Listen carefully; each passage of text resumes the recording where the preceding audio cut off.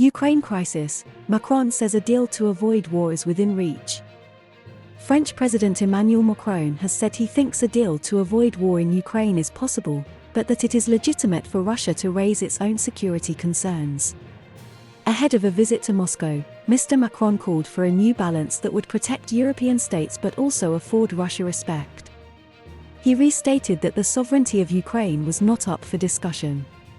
Russia has massed troops on Ukraine's border but denies planning to invade.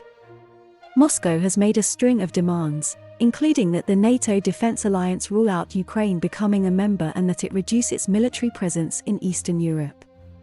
Western countries have rejected this, instead suggesting other areas of negotiation, for example talks on cutting back nuclear weaponry.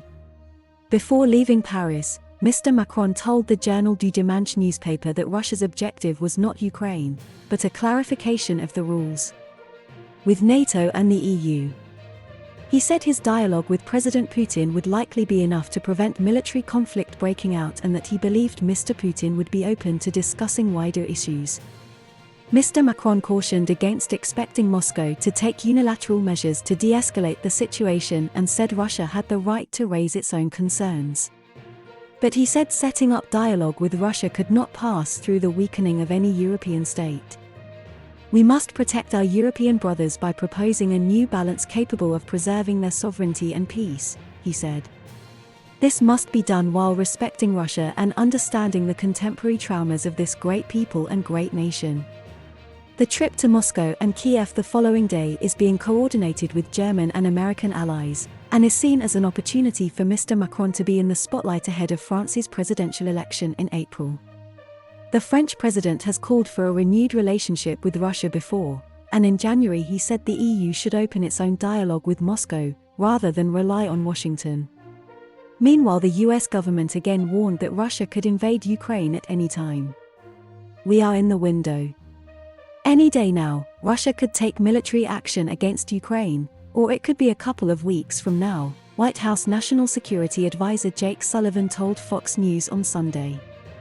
Two US officials told Reuters that Russia had assembled about 70% of the necessary military capability needed for a full-scale invasion of Ukraine.